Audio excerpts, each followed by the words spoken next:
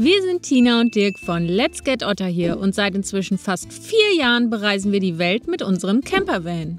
Nach über 100.000 Kilometern kreuz und quer durch Asien und Europa sind wir momentan in Südspanien unterwegs. Im heutigen Video erkunden wir das Hinterland von Malaga. Wir besuchen ungeplant eine ganze Reihe der weißen Dörfer, fahren hoch hinauf in die Berge, bestaunen die Brücke von Ronda bei Tag und bei Nacht und vieles mehr.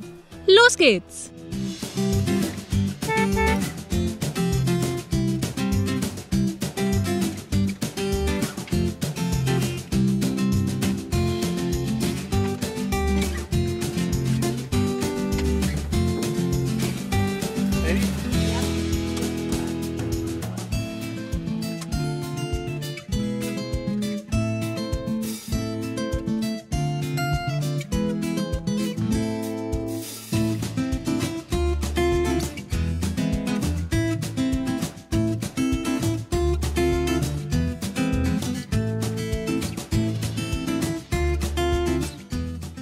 Und damit hallo zu einem neuen Video von uns. Nachdem wir unser letztes Video am Caminito del Rey beendet haben, sind wir noch eine knappe Stunde ins Inland von Malaga weiter reingefahren. Da wussten wir von einem Stellplatz, von einem offiziellen kostenlosen Stellplatz, der an jeder Parzelle nicht nur einen Strom, sondern auch einen Wasseranschluss hat. Das haben wir genutzt und in den letzten Tagen ja einfach alles mal so ein bisschen ruhiger angehen lassen. Jetzt sind wir aber wieder voller Tatendrang und haben Pläne geschmiedet für die nächsten 2-3 Tage.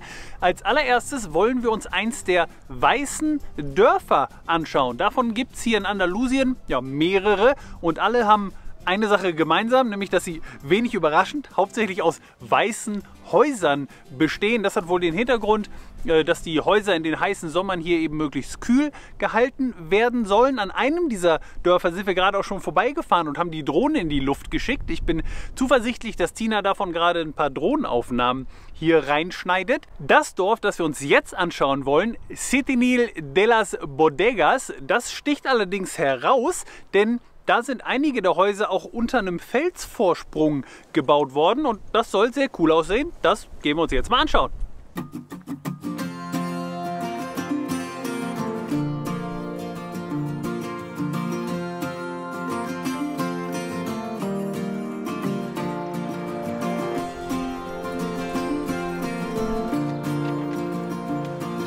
Ich bin auch nicht sicher, ob es eine gute Idee war, hier auf dem Sonntag herzukommen. Es ist ganz schön voll.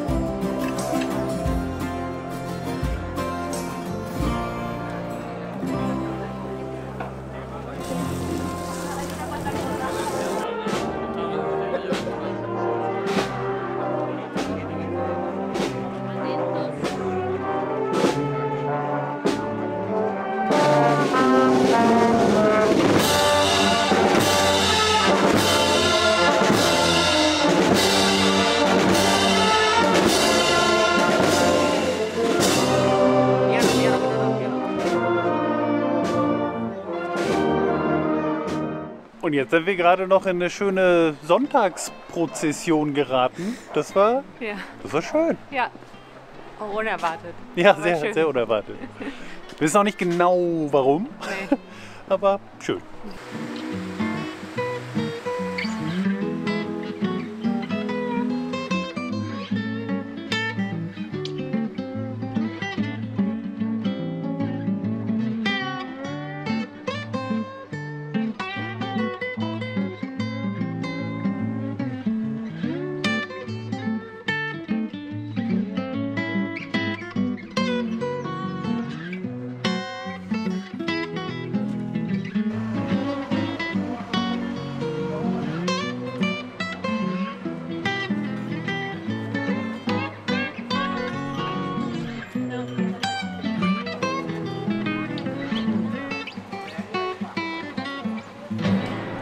Super schön hier. Ja, wir auch.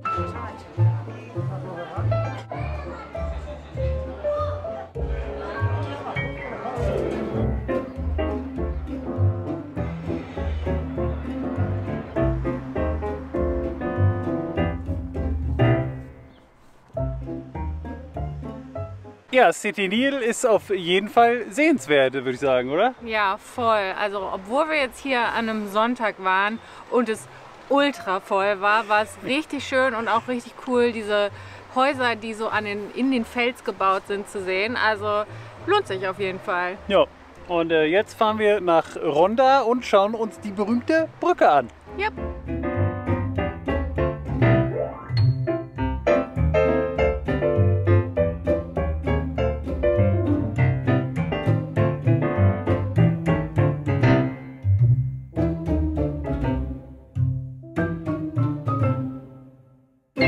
Noch ein kurzer Stopp. Wir springen hier eben fix in den Carrefour, damit wir heute Abend was zu essen haben.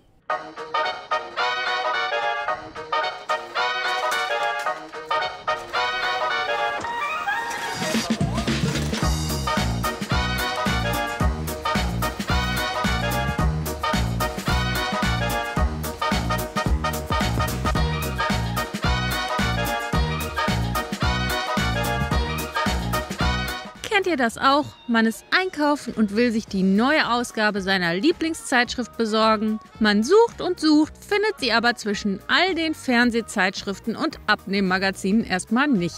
Stattdessen stößt man auf eine ganz andere Zeitschrift, die ein interessantes Cover hat, und packt sie in den Einkaufswagen. Und noch einen. Hier ist aber eigentlich nur ein einziger Artikel interessant. Lohnt sich da der Kauf oder nicht? Und dann stellt man sogar auch noch fest, dass man im Ausland ist und hier natürlich alle Magazine auf Spanisch sind. Dabei versteht man gar kein Spanisch. Das muss nicht sein. Denn mit Readly findet ihr eure Lieblingszeitschriften und Magazine gesammelt in einer App. Sowohl die heimischen aus Deutschland als auch internationale. Hier müsst ihr euch nicht entscheiden, welche Zeitschrift es sich lohnt zu kaufen und welche nicht, denn mit Readly habt ihr unbegrenzten Zugriff auf über 6000 Magazine, Zeitschriften und sogar Zeitungen. Und nicht nur das, ihr könnt eure Lieblingstitel auch runterladen und später offline lesen. Ihr könnt interessante Artikel markieren und sie so leicht wiederfinden. Ihr spart euch das lästige Rumschleppen. Und ihr könnt sogar super viele alte Ausgaben eurer Lieblingszeitschrift abrufen. Wir sind von der App und dem Angebot absolut begeistert. Wenn auch ihr Readly mal ausprobieren wollt, dann könnt ihr das jetzt einen Monat lang für nur 99 Cent. Geht für das Angebot auf www.readly.com/otter oder klickt ganz einfach unten auf den Link in der Videobeschreibung. Und jetzt zurück in den Supermarkt.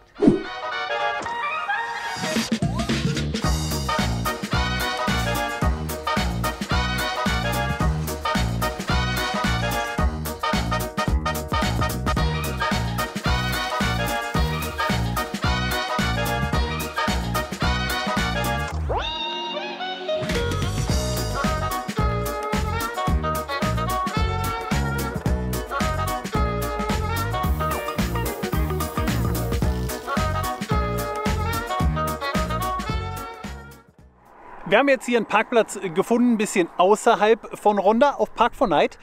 Denn nach Ronda rein will man mit dem Wohnmobil wohl eher nicht fahren. Von hier sind es jetzt aber auch nur 10 Minuten zu Fuß zur berühmten Brücke. Also los geht's. Jo.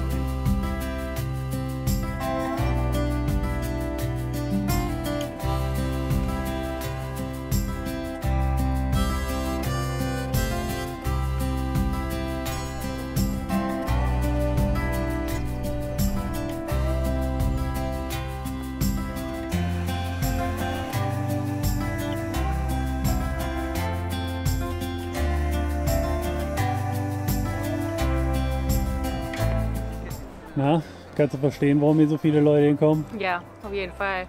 Mega schön. Ja, ne? Mhm.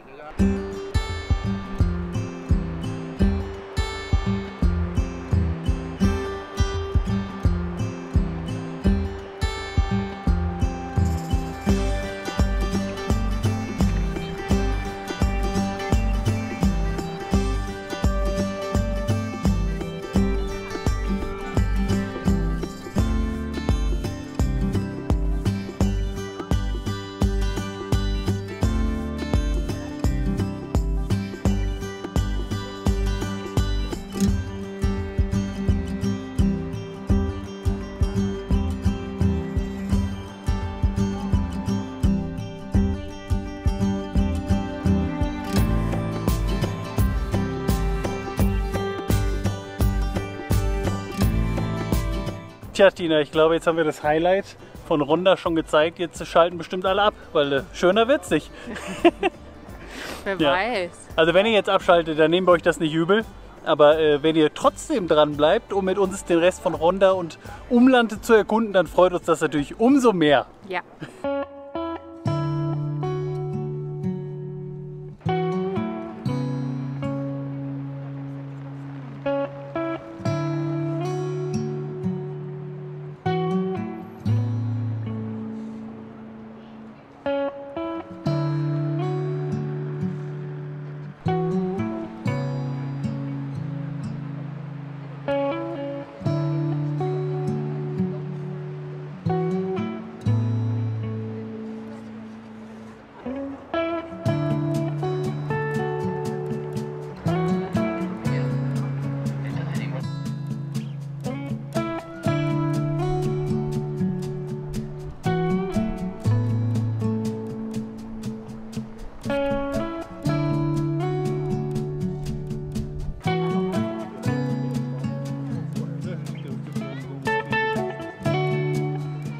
Die Sonne scheint und es ist keine Wolke am Himmel und das lieben wir natürlich, aber hier bläst es immer wieder richtig, richtig kalt durch. Ist ein super kalter Wind. Gefühlt egal, wo man hingeht. So hier geht's, hier bleiben wir jetzt da stehen. Aber ja, 2 Meter weiter links, 2 Meter weiter rechts, es ist richtig kalt. Wir haben auch nur irgendwie so 8, 9 Grad. Ja. Also es ist nicht so warm heute.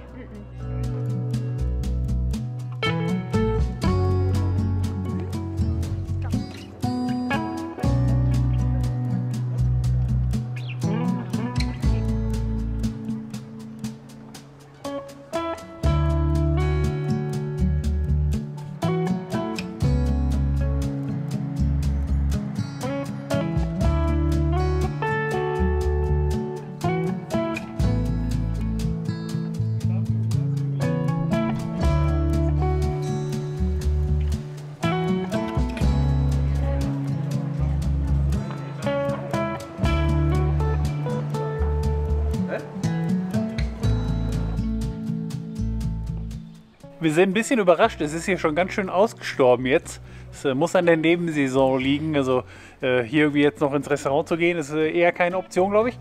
Wir sind eh super durchgefroren und freuen uns auf zu Hause, aber es ist auch immer noch sehr schön. Also auch diese kleinen verlassenen Gassen hier, es hat was Marokkanisches, finde ich. Ja, stimmt.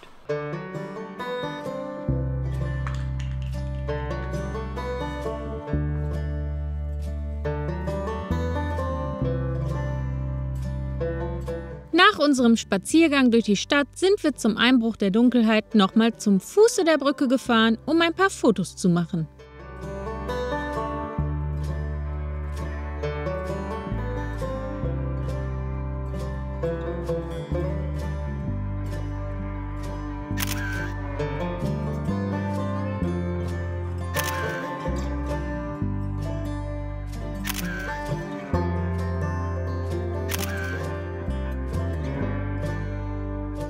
Eigentlich hatten wir uns für die Nacht einen Stellplatz knapp 30 Minuten außerhalb von Ronda ausgesucht. Da wir dann im Dunkeln jedoch keine Lust hatten, noch so lange zu fahren, sind wir einfach zurück zu dem Parkplatz, auf dem wir tagsüber standen, und haben da übernachtet.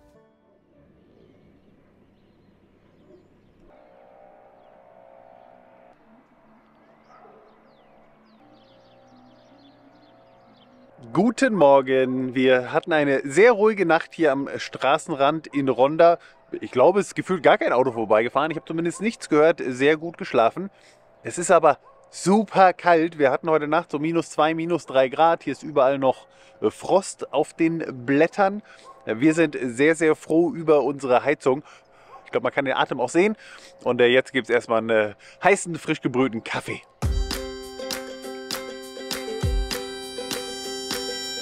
So, wir machen uns jetzt langsam auf den Weg zur Westküste.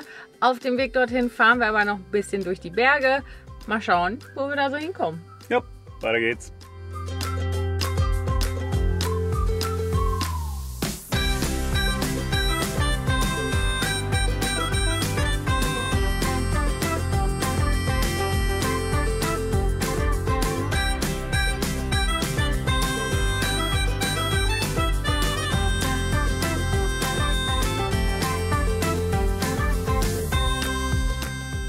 Wir sind jetzt als erstes hier zu einem Stausee gefahren, zu einem Stausee in der Nähe des Ortes Sahara de la Sierra, eins dieser weißen Dörfer, das wir uns gleich bestimmt auch noch anschauen.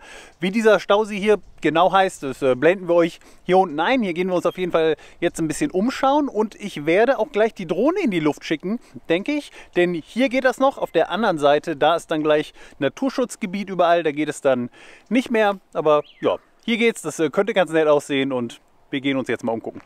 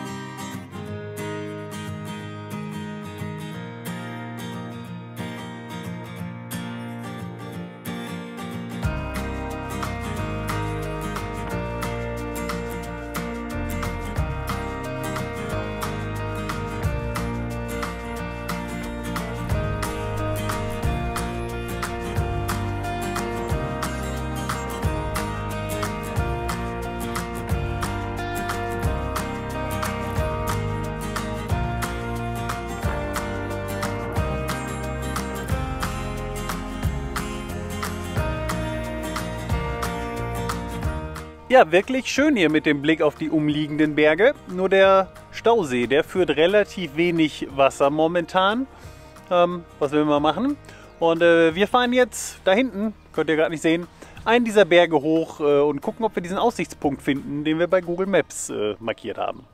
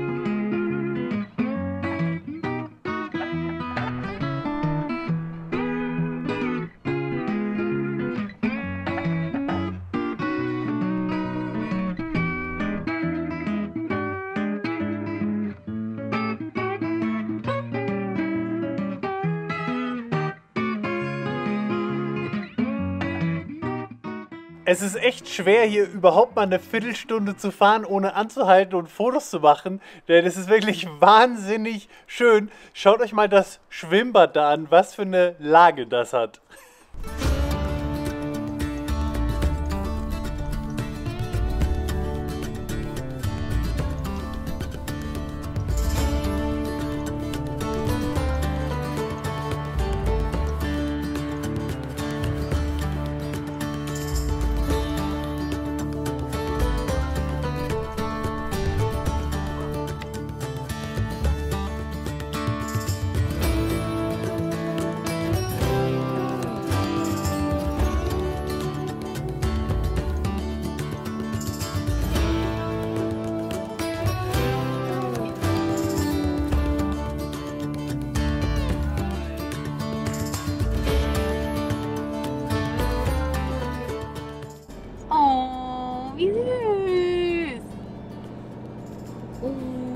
Das war schön. Ja. Ja.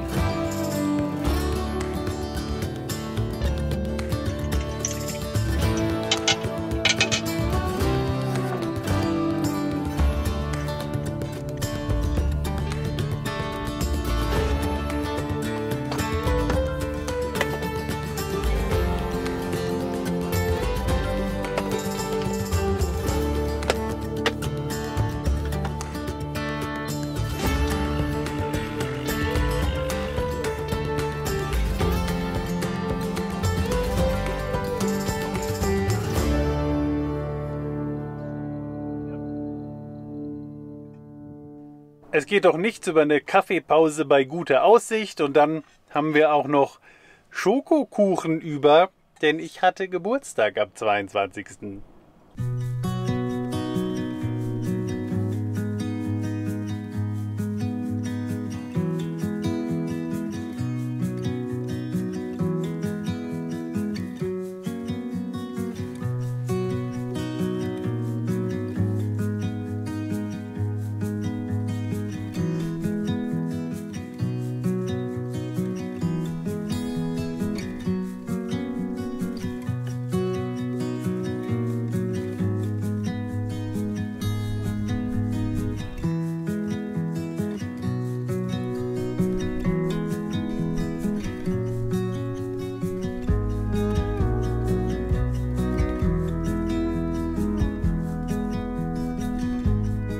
Na, ist der Wind ein bisschen kalt?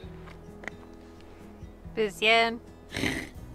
Gut, dass du eine dicke Jacke hast. Ja.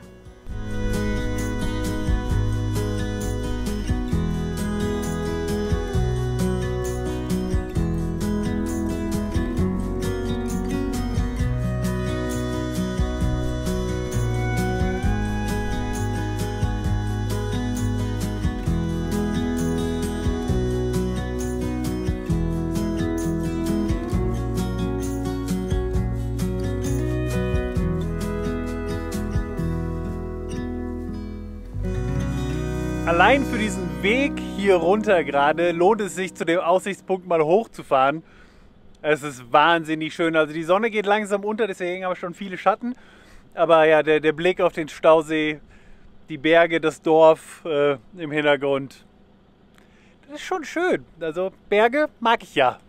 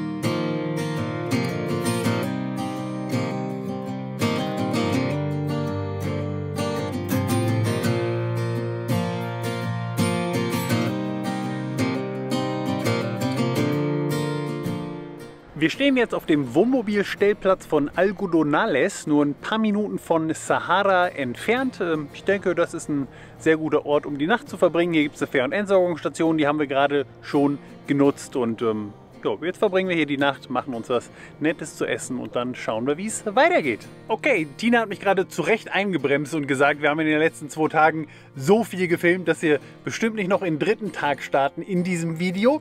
Deswegen sagen wir einfach: Vielen Dank fürs Zuschauen. Freut uns, dass ihr wieder mal mit dabei wart. Freut uns, dass ihr nicht abgeschaltet habt in Ronda, obwohl ihr die Chance gehabt hättet. Ich finde, es ist nochmal super schön geworden. Aber das ist wie immer subjektiv. Wir hatten auf jeden Fall ganz viel Spaß. Wenn euch dieses Video gefallen hat, so sehr wie uns, dann drückt gerne unten auf den Daumen hoch. Wie immer wisst ihr, das hilft uns und unserem Kanal. Das zeigt dem YouTube-Algorithmus, dass unsere Videos Spaß machen anzuschauen. Das würde uns also sehr freuen. Genauso, wenn ihr uns ein Abo dalasst. Dann werdet ihr auch informiert, wenn wir am nächsten Sonntag ein neues Video hochladen. Das wird nämlich mit an Sicherheit grenzender Wahrscheinlichkeit passieren. Bis es soweit ist, liebe Grüße und bis zum nächsten Mal. Ciao. Du hast es gleich geschafft. Gut. Kann ich mich auch nicht mehr. Der Aufstieg ist echt ganz schön anstrengend. Ja. So. Immer hängst du an deinem Handy. Instagram, Instagram, Instagram. Ich mach Content. Danke. Bitte. Nicht die Teller ablecken. Man kann aber die gute Schokolade nicht verschwenden. Ja, okay.